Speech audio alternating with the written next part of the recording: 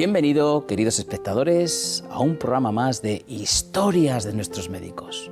Un programa que lo que pretende es hacer un homenaje a nuestros doctores, las personas que nos escuchan, que nos miman, que nos curan, que nos cuidan, que nos quitan el dolor, que nos salvan la vida. Hoy tenemos con nosotros al doctor Antonio Pupo Moreno.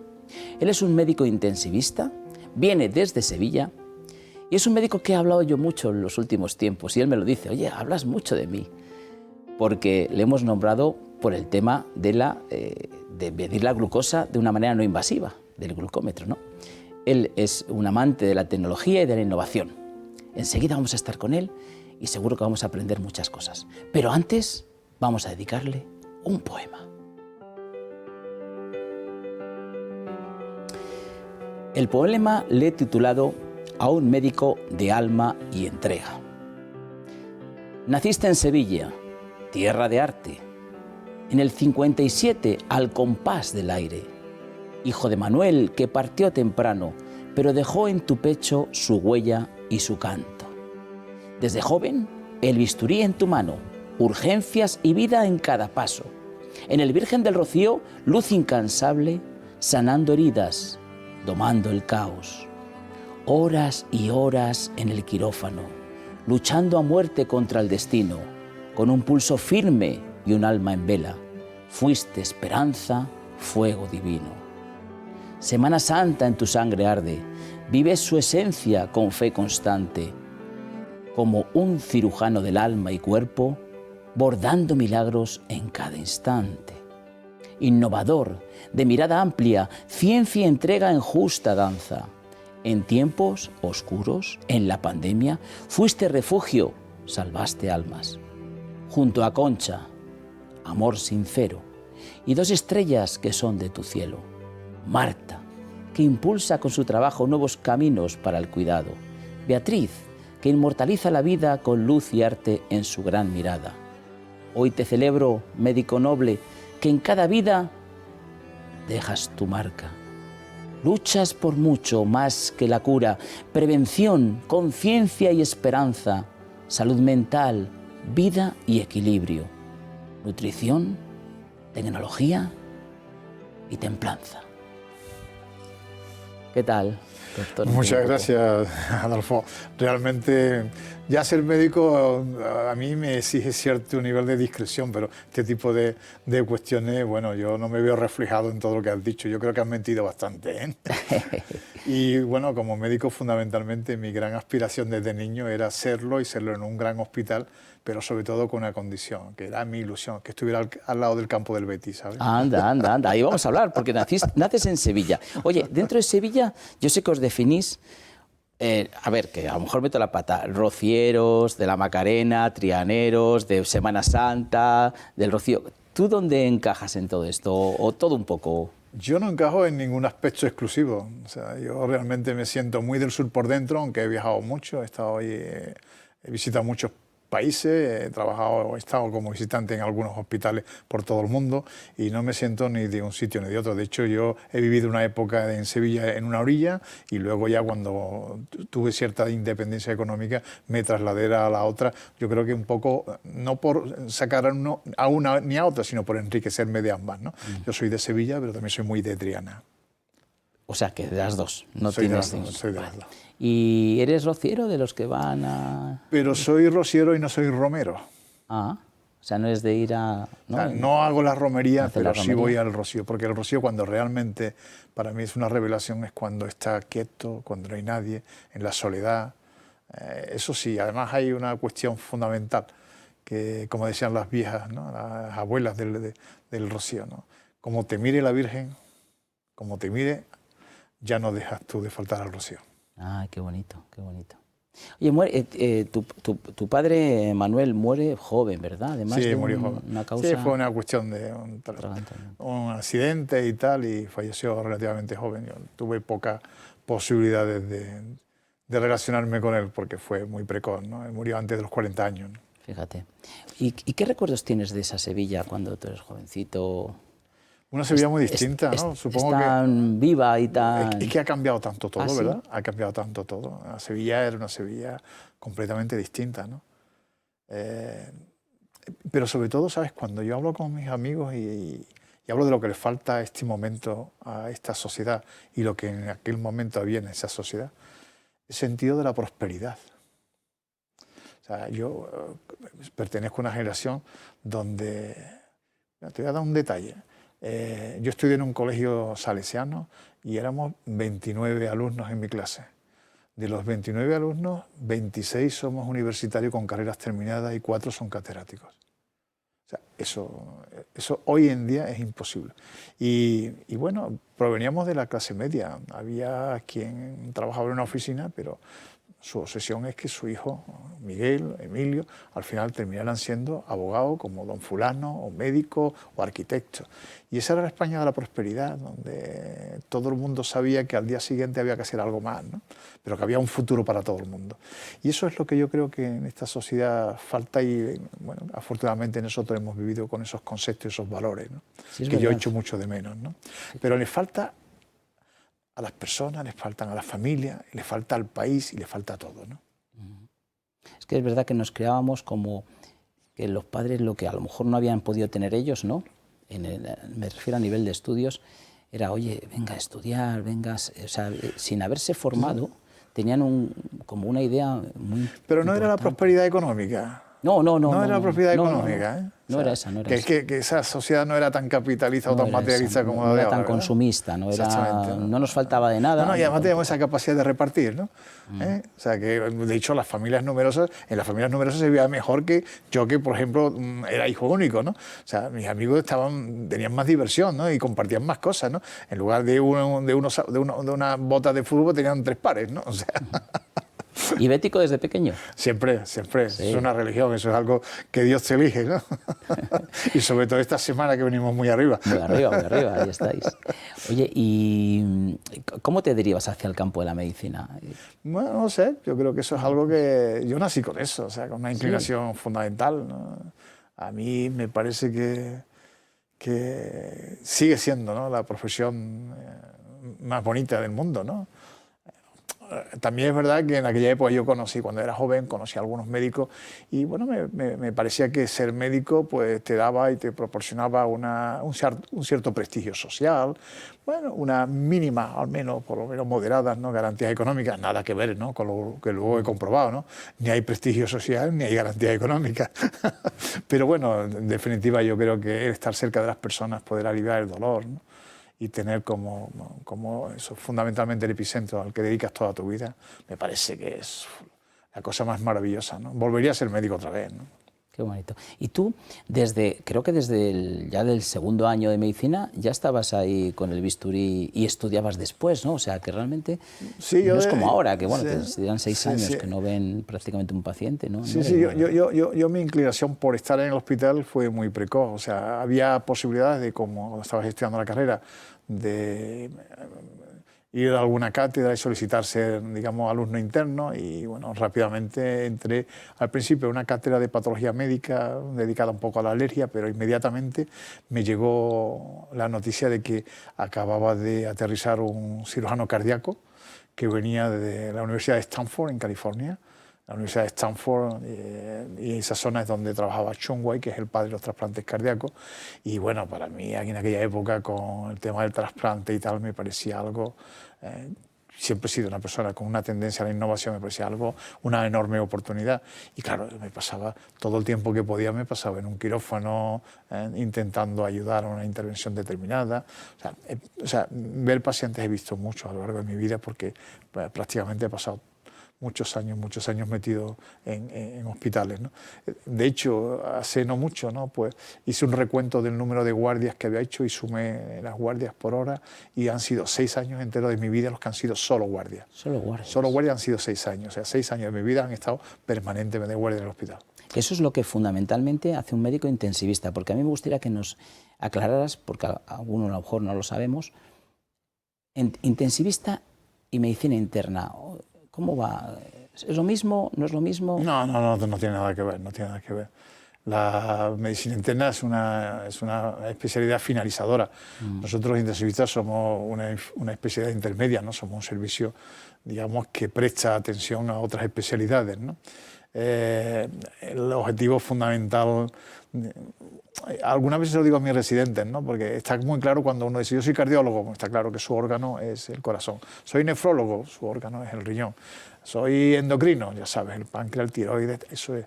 Nosotros los intensivistas tenemos un órgano también, que yo le pongo claramente el nombre, ¿no? Que es el endotelio. Todas las enfermedades, cuando realmente se agravan, terminan en eso, ¿no? Una afectación importante del estado general, o sea, se complica todo y ahí lo que es el fracaso multiórgano. Nosotros somos especialistas básicamente en ese tipo de procedimientos o al final del encauce de todo tipo de enfermedad, cuando llega a convertirse crítica, en eso somos, ¿no? Fundamentalmente para el intensivista, bueno, mantener la vida, intentar revertir el fracaso multiórgano. Pero tenemos ese sentido, o sea, para mí es la especialidad más completa. ¿Por qué? Porque el sentido holístico que tiene el intensivista prácticamente no lo tiene ninguna otra especialidad. Nosotros tratamos pacientes con problemas neurológicos, pacientes con problemas endocrinos, respiratorios, cardiológicos, renales, hepáticos. Pasamos desde atender a un paciente cardiológico con un shock cardiogénico, con un sistema de soporte circulatorio, de soporte ventilatorio, de soporte renal, a tratar un cuadro de infección muy grave, ¿no? Claro, y además, en vuestro caso, lo que estás diciendo es perfectamente así, es decir, tú enseguida ves al paciente como un todo, ¿no? O sea, puede venir con un problema, pero enseguida ves una analítica y dices, espérate que a lo mejor viene por aquí, etcétera, etcétera. Pero además, o sea, también eres cirujano, o sea... También... Bueno, es una especialidad que tiene, digamos, algún componente quirúrgico, por ejemplo. Claro, nosotros vamos evolucionando. El tema más, digamos, más directo, las traqueostomías, cuando los pacientes llevan algunos días ya, pasa de la primera semana, sobre 11 o 12 días, y necesitan o requieren continuar con el soporte ventilatorio, las traqueostomías pues las hacemos nosotros. Hacemos algunas pequeñas intervenciones. No somos cirujanos, pero digamos que es una especialidad que tiene algún aspecto quirúrgico también. Pero sobre todo también lo que hacemos es que manejamos los pacientes posoperados, sobre todo los pacientes críticos, ¿no? Eso es un gran problema al que yo me he dedicado durante los últimos 15 años aproximadamente, ¿no? Paciente quirúrgico de urgencia.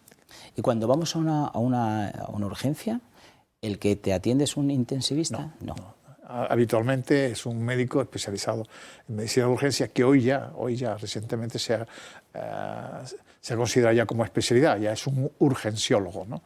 Lo primero que se hace es clasificar a través de lo que llamamos triaje y una vez que se analiza la gravedad, pues se intenta dar la respuesta. No te olvides que los sistemas están absolutamente abarrotados, ¿no? Están con una enorme presión asistencial. Entonces es fundamental saber en qué momento tienes que garantizar que el recurso sea el adecuado para no, digamos, menguar en otras posibilidades, ¿no?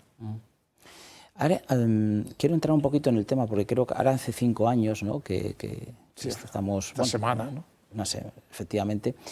Y el primer, tú has trabajado en el Hospital Virgen del Rocío, hace poquito que te has ido, estás en otro hospital, pero bueno. El primero, el primer paciente enfermo que tenía fue al Virgen del Rocío.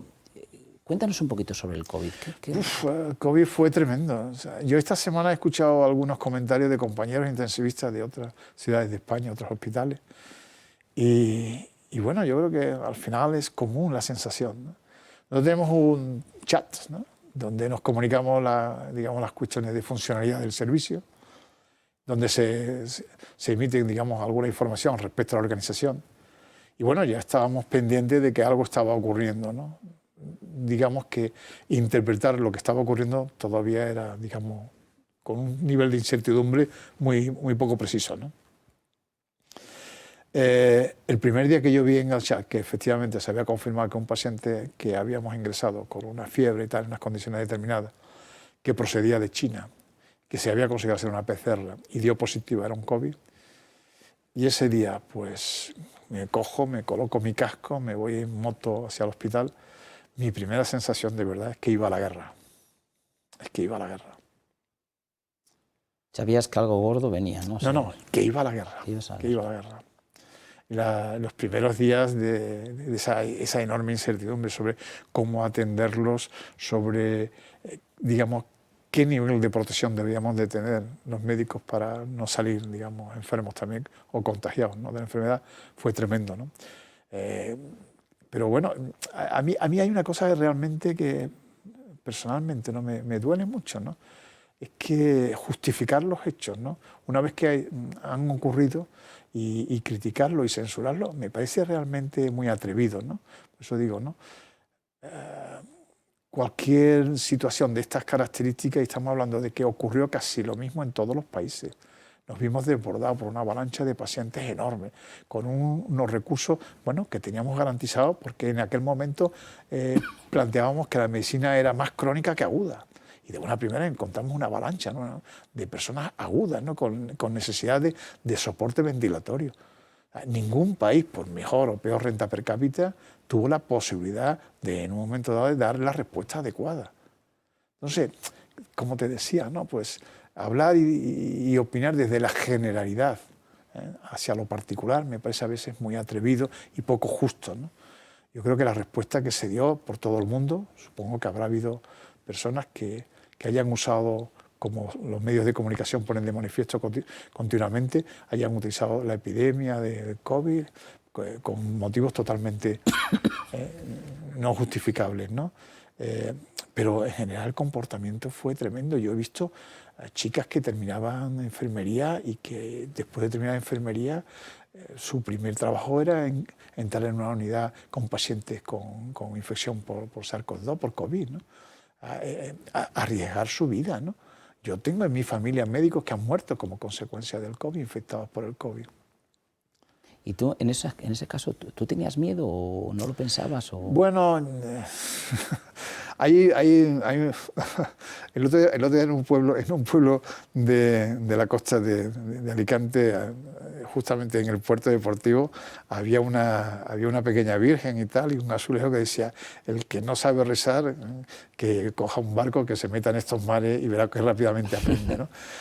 En ese momento tu fe, tus propios valores, ¿no?, la conciencia, la coherencia, ¿no?, hacen disipar. O sea, los médicos no pensamos muchas veces en los riesgos que estamos asumiendo. Yo he vivido la epidemia también del SIDA, cuando canalizábamos un paciente a una vía central y nos podíamos pinchar.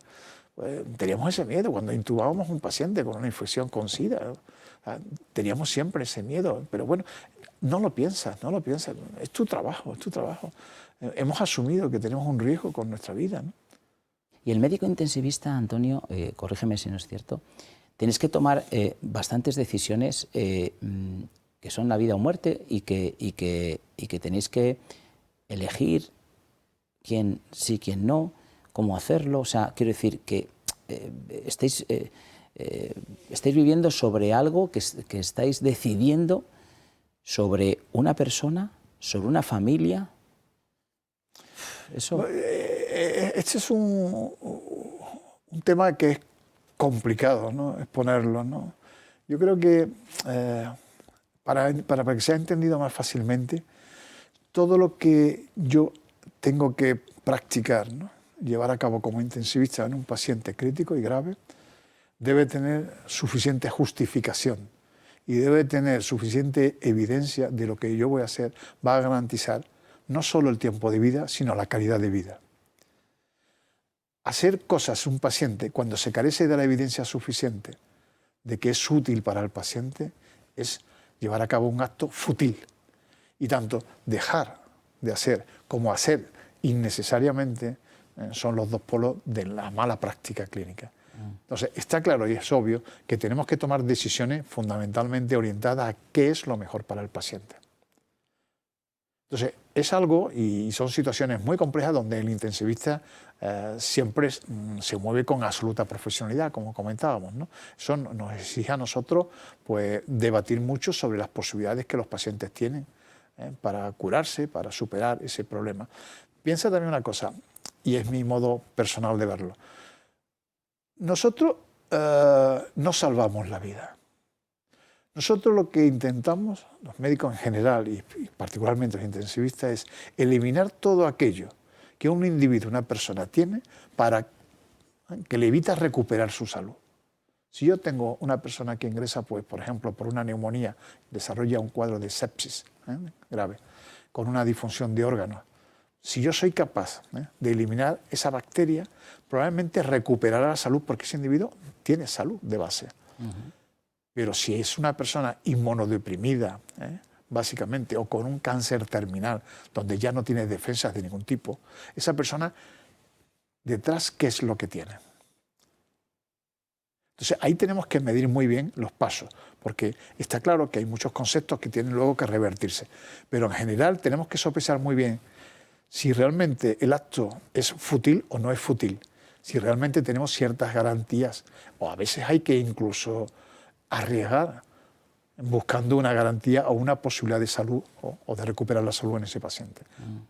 Y te acabas haciendo con el tiempo, porque tú ya tienes una larga experiencia, como, no sé cómo decirlo, más insensible porque claro, ya ves tanto y dices, bueno, pues esto va a pasar esto, no sé si eso el médico lo acabáis normalizando, ¿no? Una situación donde tú ves a lo mejor una familia que bueno, que va a dejar, lo ves claro, que va a dejar unos huérfanos a unos niños, a una mujer. ¿Eso se acaba insensibilizando o es muy difícil? Bueno, yo en estos aspectos quiero siempre poner de manifiesto dos cosas que me parecen muy importantes. Primero, siempre, y soy sincero, soy completamente sincero, porque también cuando nosotros los intensivistas, los médicos en general, pero sobre todo los intensivistas, hablamos de ciencia, siempre establecemos cuál es nuestro conflicto de intereses. Cuando yo hablo de sanidad, salud y tal, siempre digo que no tengo conflicto de intereses, puesto que no pertenezco a ningún partido, no estoy dando ninguna opinión que tenga una fuente ideológica determinada. Yo hablo como un especialista, como un médico que ha practicado la medicina intensiva durante una serie de años determinados. La sanidad que tenemos en España es de absoluta garantía. De absoluta garantía. Está claro que si tenemos una sobredemanda en un momento dado, pues tendremos los problemas que tiene una demanda, pero como no la salud, sino como tendría cualquier empresa que se ve en un momento dado con un número aumentado de clientes, ¿no? Pero eso es así. Y luego, hoy hay que ser conscientes que la medicina no es una profesión rentable. No ofrece a la gente joven. Un chico para ser médico, una chica para ser médico, se lo tiene que plantear en el bachillerato. Tiene que conseguir la mejor nota del bachillerato. Eso significa horas de estudio y renunciar a otras muchas cosas. Una vez que ha conseguido la mejor nota, tiene que ir a una facultad de medicina, quizás superando las notas medias más altas de su examen. Luego, una vez que entra en la facultad de medicina, ya digo, tiene que seguir y continuar con notas también muy altas, porque luego vendrá otro examen, que será el examen 1000, y ahí tendrá una inclinación a ser quirúrgico, a ser médico, a ser pediatría, el tema de su inquietud por las enfermedades mentales, o sea, un gran abanico de especialidades. Y además, una vez que ha conseguido esa especialidad, probablemente se tenga que ir a un punto distinto de su domicilio habitual.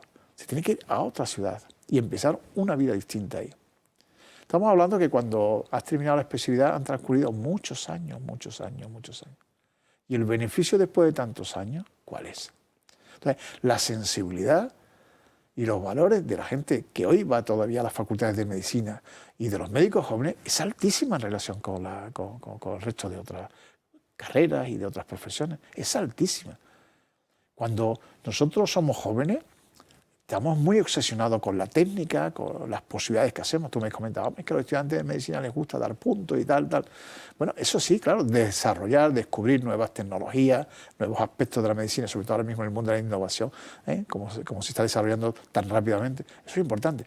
Pero cuando pasan los años, la conciencia de que tienes delante un paciente y que necesita ese paciente el mejor médico posible, eso a ti te lo plantea. O sea, no solamente no nos volvemos insensibles, estoy manifestando una opinión particular, pero creo que es una opinión que compartirían muchos médicos. No solamente no nos volvemos más insensibles, sino nos volvemos mucho más sensibles. Mucho más sensibles. Bueno, pues estamos en un momento súper entrañable, ¿verdad? Porque estamos hablando de cosas muy importantes. Pero antes de irnos a publicidad, vamos a hacer una recomendación. Es una de las enfermedades del siglo XXI. La artrosis afecta a 600 millones de personas en el mundo y en 2050 lo hará al 95% de la población mundial. Hablamos de una patología degenerativa que va desgastando el cartílago de los huesos, causando dolor e inflamación en las articulaciones. No tiene cura, pero es posible ralentizar su progresión y aliviar sus síntomas. En ARI el Instituto de Salud Osteoarticular ofrecen tratamientos individualizados para cada paciente, basados en el máximo rigor científico, dieta adecuada, ejercicio físico y múltiples herramientas terapéuticas como fisioterapia, pilates, médico, nutracéuticos, analgésicos, diatermia y tratamientos interarticulares, consiguiendo muy buenos resultados. Confía en Ari, institutoari.com. Y ahora ya sí, nos vamos a publicidad.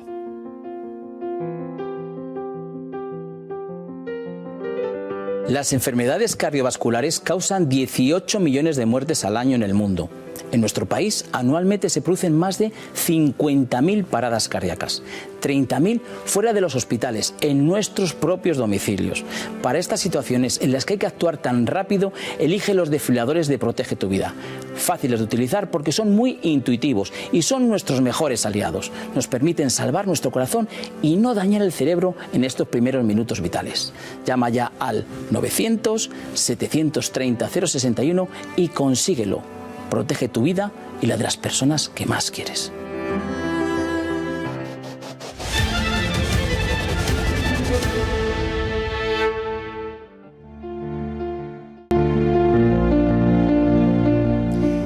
Bueno, pues aquí seguimos con el médico intensivista, el doctor Antonio Pupo, y él estábamos haciendo una recomendación del desfibrilador, que me ha dicho, quiero hacer una puntualización.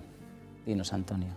Bueno, mira, yo una de las actividades de las que me siento más orgulloso es que he sido durante 16 años y continúo siendo profesor en una escuela que se llama el Instituto de Seguridad Pública de Andalucía, ahí donde se forma la policía local, ¿no? Bomberos y demás, ¿no? Entonces hacemos cursos fundamentalmente para enseñar a desfibrilar y a lo que es manejar una situación de esas características, ¿no? No te puedes imaginar lo que nosotros nos sentimos, lo orgullosos que nos sentimos y cómo nos viene arriba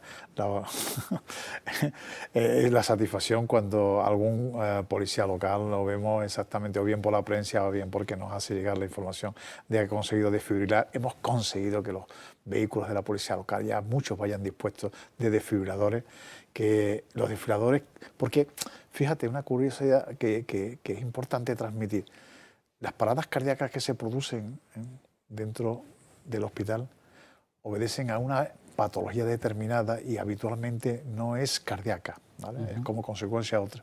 Entonces, el resultado de la reanimación de esas paradas está muy por debajo del resultado de las paradas que son extrahospitalarias, en las que se aplica de forma inmediata un desfibrilador.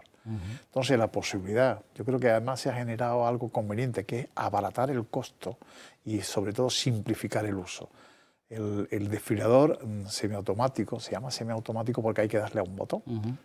El automático el que va dentro del pecho, debajo del músculo, ¿no? Del paciente, ¿no? Es tan simple que no comete errores. No comete errores. Y está claro que hoy una desfibrilación de forma inmediata salva muchas vidas. Muchas vidas. Entonces, yo aprovecho, me gustaría que estaba pensando ahora mismo porque aunque tenemos un dispositivo sanitario de cierta importancia en la cobertura de la Feria de Sevilla, pues cada vez echo más de menos que en casetas de cierta importancia donde el número de personas es muy elevado, donde las condiciones para transitar por lo que es el real de la feria también son relativamente complejas, pues que no haya más disponibilidad en las casetas incluso de desfibriladores, ¿no? Buena idea. Pues ya sabes, protege tu vida, que es y sobre todo el lema, básicamente, que es zona cardioprotegida. Zona cardioprotegida es básico. Aquí siempre lo decimos, la cantidad de extintores que hay, sin embargo, desfibriladores vemos muy poco y sigue habiendo 30.000 muertes al año. Bueno, en este momento, cuando volvemos a la publicidad, un servidor lo que suele hacer es explicar un dispositivo que sirve para medir la glucosa sin pinchazos. El doctor bien dice que no sea invasivo, ¿no?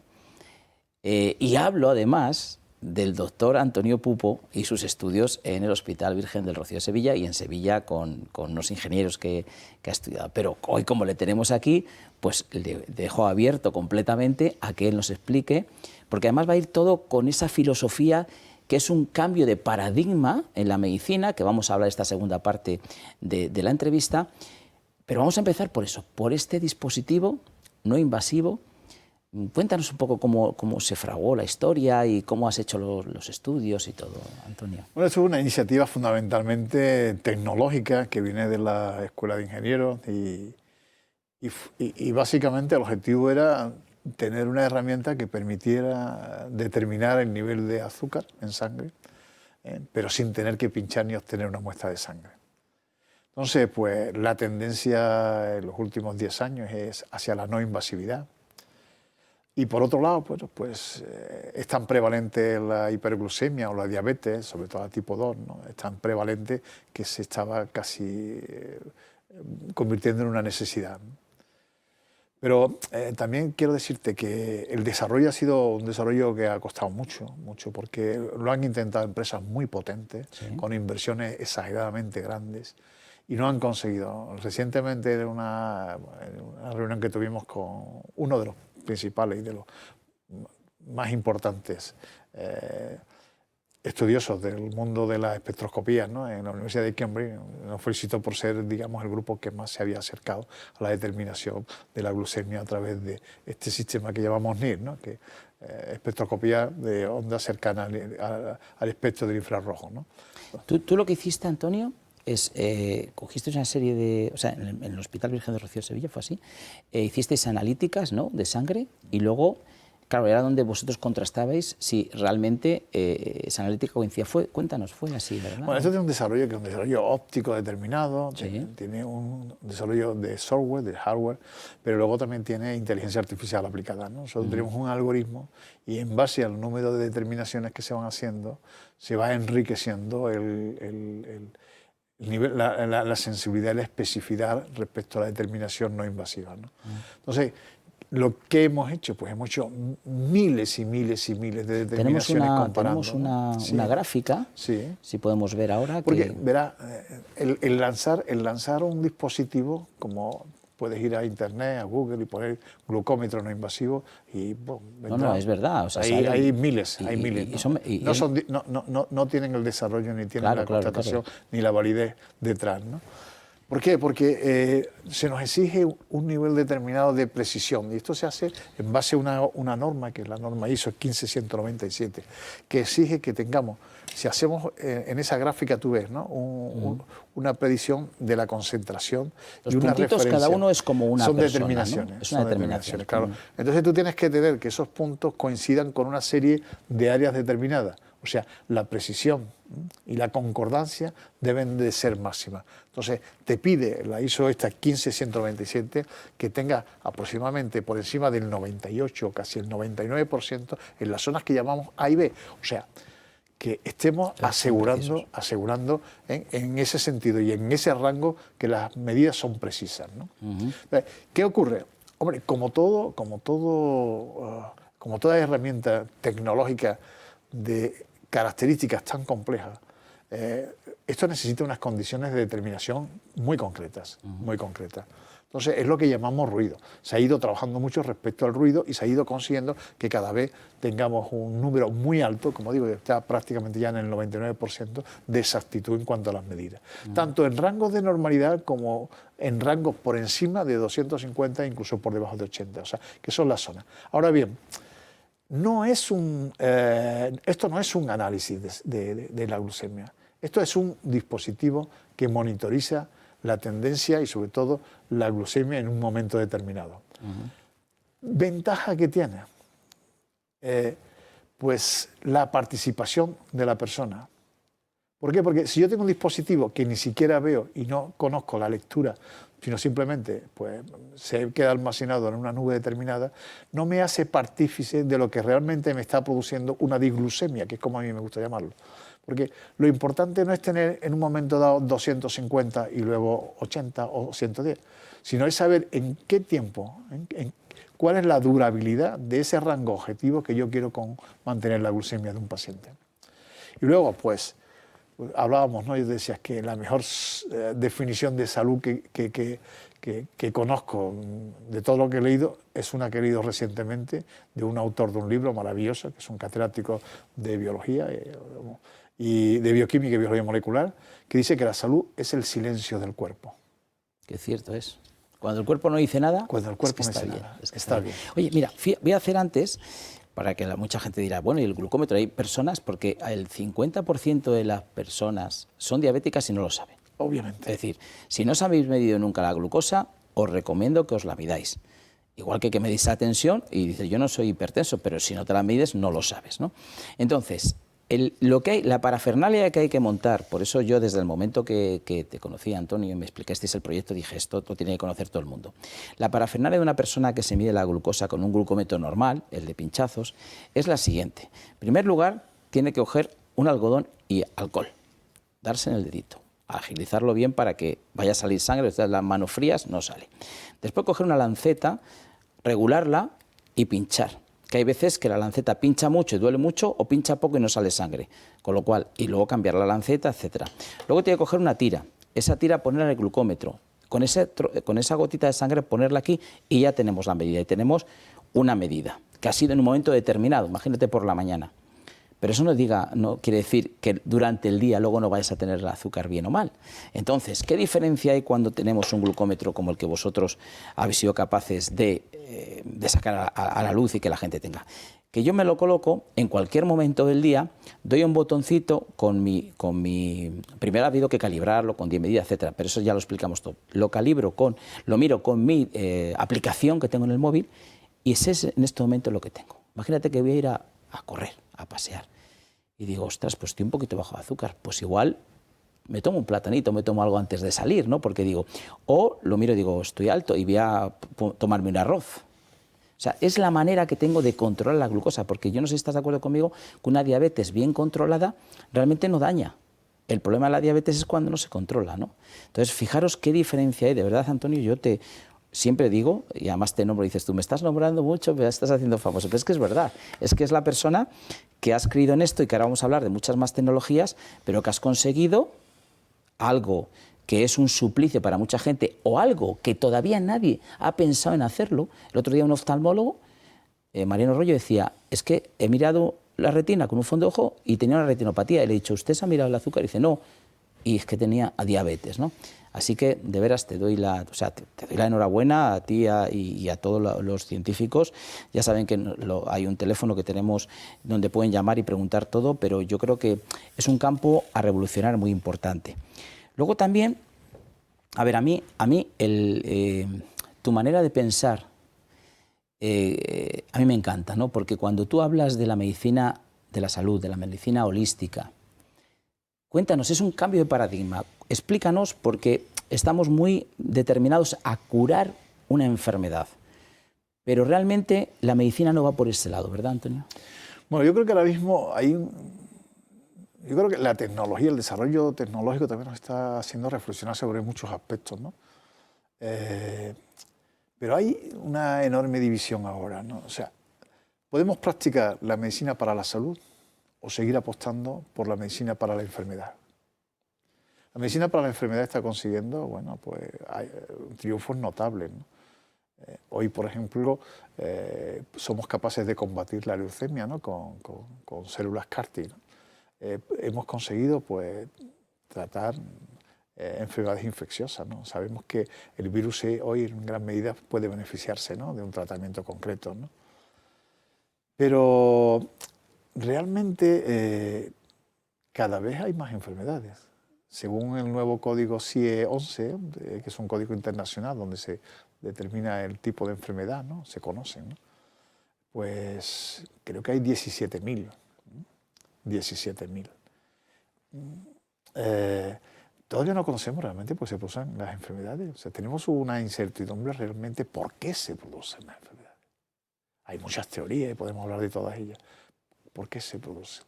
Lo que está claro es que la salud es un compromiso personal. Es un compromiso que exige eso, personalmente, pero también socialmente.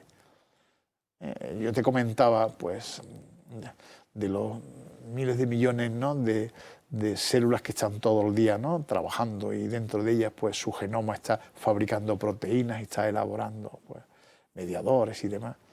¿Hay cuántos billones de procesos se están produciendo en el organismo en cada momento? Pues, la posibilidad de que alguno se cometa y sea un error es relativamente fácil, ¿no? de entender, ¿no? Ahora bien, la mayoría de todos esos errores que se cometen por nuestras células, pues no tienen como consecuencia la enfermedad. Pero lo que está claro es que hay circunstancias, y por eso tenemos que ser muy conscientes en relación con el medio ambiente, con nuestros hábitos, ¿no? En que todo eso puede contribuir perfectamente a que esa pequeña mutación que se genera pueda adquirir unas condiciones patológicas. Está claro que el cáncer ha aumentado, la prevalencia, se cree que el año próximo pues se incrementará un 3% más la incidencia de cáncer. Básicamente los cánceres que más se están aumentando en prevalencia son tanto por el tubo digestivo como por las vías urinarias. El cáncer de colon hoy es tremendo. Yo veía cáncer de colon en personas con 60, 70 años. Ahora vemos cáncer de colon con 26, con 30, 40 años.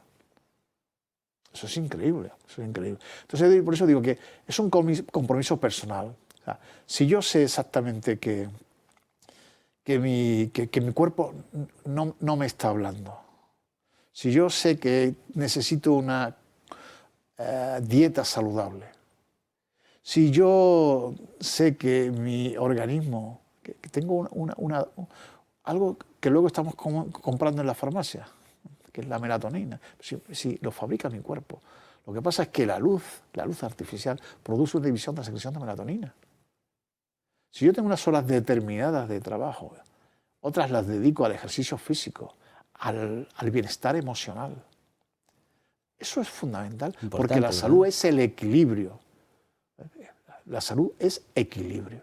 Tú me decías, fíjate, de lo del bienestar emocional, que me ha parecido increíble, que para ser médico, y para ser médico en un momento determinado como intensivista, es decir, que te enfrentas a momentos duros donde la tensión es importante, tienes que ir con el cerebro y con la mente y con el equilibrio suficiente para poder tomar decisiones, ¿verdad? Fíjate, hasta ese aspecto también tú como médico lo has cuidado porque claro, si tú llegas ahora mismo y no has dormido en toda la noche y llegas a la guardia o llegas a tal y ves tal y encima te has cabreado con la mujer, cualquier cosa, esto todo afecta, ¿verdad? ¿Es algo? Bueno, yo creo que afecta, pero no solamente en el campo de la medicina, yo creo que afecta en todos los campos. Tú imagínate un maestro que llega a impartir una clase y llega enfadado, con conflictos personales, no genera motivación. Un juez que llega con un conflicto emocional de cierta trascendencia, probablemente no va a desarrollar su trabajo, aunque sea enormemente profesional, pero eso tiene que influir. Para un médico tomar decisiones sobre de otra persona, tiene que tener tiene que tener un nivel de salud mental suficientemente adecuado, que es uno de los grandes problemas que yo veo, que nadie se preocupa de la salud de los médicos. Nadie se preocupa. Ahora mismo tenemos muchísimas reivindicaciones en el sentido, ¿cuántas horas trabaja un médico? Hacemos guardias de 24 horas. 24 horas una UCI como la que yo he estado trabajando, con 40 pacientes, tomando decisiones sobre 40 pacientes, es muy, muy, muy grave. ¿Se preocupa alguien de realmente la salud mental de ese médico? ¿Puede un cirujano, después de una guardia y estar operando hasta las 6 de la mañana, volverse a meter en el quirófano a las 9 de la mañana? ¿Podemos? Complicado. Muy complicado. Oye, Antonio, tú que la tecnología, a ver si te lo digo bien, nos daría, porque hay veces que tú, antes me enseñabas incluso un aparatito que llevas que te hace un pulso, ¿no? Entonces está, y pones 70 y pico, pero dentro de ese pulso hay cosas que hay que ver, que cambian, que varían, que son pequeñas determinantes que tú, estudiando esa tecnología, sabes que ese cuerpo ya va a ocurrirle algo, ¿no? O sea, eso es un poco lo que tú estás haciendo, o sea, cambiando, ¿no? Es decir, con la buena tecnología podemos descubrir antes de que empiece el problema, ¿no? ¿Es así como yo te he entendido? Sí, pero mira, te voy a empezar por una cosa muy, muy, muy, muy básica. El primer aspecto y el más simple de todo es ver caminar a una persona. Cuando tú ves a una persona caminando, ya puedes obtener de ahí muchos datos sobre posibles enfermedades. Sí. Si tú ves a una persona con 70 años caminando perfectamente, con un paso decidido y tal, ves otras personas que van con el cuerpo de una forma asimétrica, arrastran mucho más los pies, no pueden levantar los pies. ¿Entiendes lo que quiero decirte? Sí, sí, Eso sí. ya es un dato, no te estoy hablando de es un dato muy sensible, poco específico porque no sé lo que hay detrás, pero está claro que es muy sensible. Entonces, la tecnología, claro, la tecnología, lo que pasa es que como la inteligencia artificial es muy útil si sabes la pregunta adecuada. El organismo está expresando, ¿no? Lo que nosotros tenemos que desarrollar son devices o dispositivos tecnológicos que nos ayuden a eso, a escuchar si el organismo está emitiendo algún tipo, ¿me entiendes?, de queja. Si nos está hablando y por nuestro modo de vida no somos capaces de escucharlo, tenemos que tener dispositivos que sean receptores de esa comunicación que el organismo está intentando mantener con nosotros. Un estado ideal, a ver si tú crees que eso se podría dar o esto es ciencia ficción, sería que yo me levanto por la mañana y bueno, yo no voy a... Además nos cuesta mucho ir al médico, tiene que dolerte algo, si no dices, bueno, voy a ir al médico, o mejor no me vino ni la atención porque igual... Un estado ideal sería que yo pudiera, no sé cómo, monitorizarme, ¿no?, a diferentes niveles, dependiendo si soy una persona con una enfermedad grave o no, y que alguien lo pudiera estar viendo. ¿Podría ser eso un estado...? Alguien me refiero Sí. con criterio, ¿no? Sí, sí, sí. Y que te pudiera decir, está todo, oye, hay que mirarse esto, ¿no? Sí, pero ahí tenemos dos puntos, ¿sabes? Porque volvemos otra vez, ¿no?, a lo holístico, y, o sea, por abajo o por arriba, ¿no? O sea, hay personas que necesitan tener un control, digamos, muy cercano de sus constantes vitales, de su situación, ¿no?, clínica.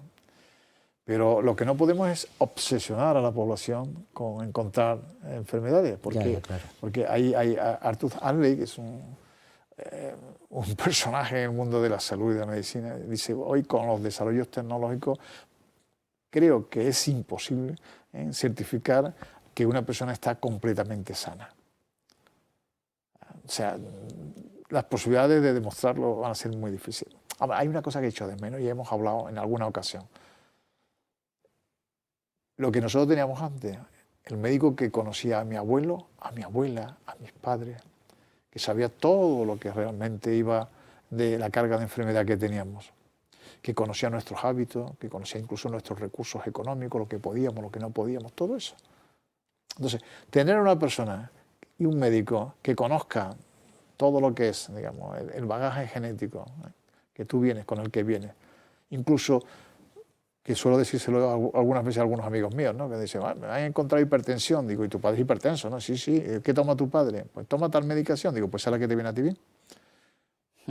Y no falla, y no falla. Entonces, te digo que es importante, pero todo tiene su medida, ¿no? O sea, vamos a ofrecer tecnología, para el que la necesita, pero no vamos a ofrecer tecnología para el que no necesita porque le vamos a crear enfermedades y vamos a obsesionarlo con enfermedades.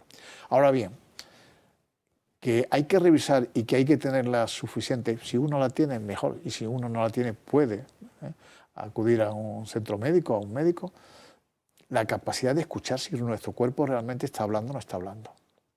Mira, un tema, por ejemplo, que yo me he dedicado durante muchos años ha sido el tema de la patología de la aorta, ¿vale? La aorta, ¿sabes?, el gran vaso que sale del corazón. Bueno, pues hay una entidad que es de una enorme complejidad y gravedad, que es el síndrome aórtico, y el síndrome aórtico cuando se muestra es por rotura, porque se abren las paredes de la aorta y eso, si no se diagnostica, tiene una mortalidad elevadísima. Bueno, cuando uno empieza a bucear sobre los pacientes y a hablar con ellos y tal, siempre vienen relatando que han sufrido algunas molestias en el pecho, que luego, pues con las técnicas, pues, van a ir, porque claro, cuando uno va al médico, lo único que uno busca es que el médico le diga que no tiene nada. Ya, claro. ¿Entiendes? Claro, entonces si son síntomas pequeños, mínimos, que hay una enorme incertidumbre diagnóstica. Existe incertidumbre sobre la enfermedad, ¿por qué se produce? Pero incertidumbre respecto al diagnóstico de las enfermedades, incertidumbre respecto a cómo tratarla, incertidumbre respecto al pronóstico. Esa incertidumbre respecto al diagnóstico es complejo. Claro. Entonces, muchos de estos pacientes, cuando llegaban con la aorta enferma y ya se tenían que ir inmediatamente de forma emergente a quirófano, relataban que sí, que habían tenido alguna molestia. Entonces, escuchar al cuerpo. Escuchar es muy importante. No quiero dejar de nombrar a una persona que es Concha. Sí, hombre. Que, y fíjate, me he enterado hoy, yo no lo sabía, que es tu mujer, evidentemente, y es cardióloga. Sí, sí.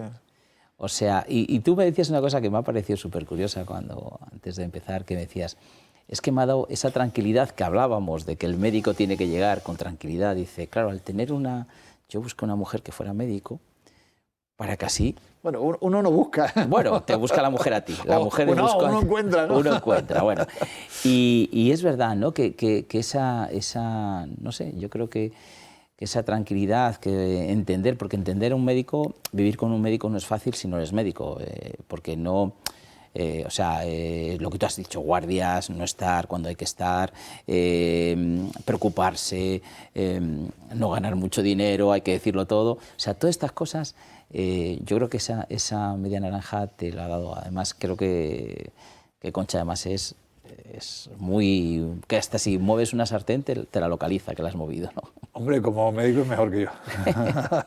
Hombre, sí, está claro, ¿no? Hombre, pero por eso decía mira, en mi experiencia actual, que veo a muchos amigos, ¿no? A ver si nos pueden poner la imagen de Concha para que la gente la conozca. Vale. Ah, nos la van a poner. Dime. Que todo lo que hablamos continuamente, ¿no? Aquí tenemos a Concha. Todo lo que hablamos continuamente, ¿no? Del problema de la salud mental, ¿no? De la cantidad de personas, que es increíble. Somos el país que probablemente consuma más psicofármacos de toda Europa, ¿no? Porque intentamos medicalizar conflictos personales, ¿no? Entonces, es fundamental. Yo no puedo vivir en un ambiente de máximo estrés, de incertidumbre, de una precariedad en muchos aspectos y luego de tener un exceso en ciertos momentos en la vida y vivir y rodearme con personas tóxicas y procurar luego tener salud mental. Es imposible. Es imposible. Es imposible. Bueno, pues tú has encontrado en Concha y en tus hijas, evidentemente. Y nada, ya estamos terminando. De verdad que ha sido pues, maravilloso y sobre todo ver con qué ilusión sigues siendo médico y aunque ya has dejado de ser médico, por ejemplo, en el hospital que te ha acompañado durante muchísimos años, ahora estás en otro, pero sigues con la tecnología avanzando y pensando y te lo agradecemos muchísimo. ¿Qué tal te has sentido, Antonio? Bien. Bueno, yo siempre, yo estar contigo y hablar de estas cosas porque yo creo que es una pasión que compartimos, ¿no? Efectivamente. Yo creo que tú eres tan receptivo porque compartes la pasión por la innovación y sobre todo porque hay algo también que nos une, ¿no? Que intentamos hacer que la vida de los demás sea un poco mejor. Sea mejor, efectivamente. Y por eso somos amigos y por eso estamos continuamente intentando ver cómo podemos seguir mejorando y cómo podemos conseguir recuperar la prosperidad. La prosperidad. Bueno, pues muchas gracias, a ti, Antonio, doctor Antonio Pupo. Y bueno, nada, darles este toquecillo con el libro Historia de nuestros médicos, que ya saben que cualquiera de los productos lo tienen y además les diré que el 23 de abril lo vamos a presentar en la Real Academia Nacional de Medicina de España. Están invitados 23 de abril, un miércoles a las 6 de la tarde. Pero bueno, ya se lo diremos más veces. Y nada, decirles que lo hemos disfrutado, yo creo que ustedes también, y que nos vemos en el próximo programa de Historias de nuestros médicos. Muchas gracias.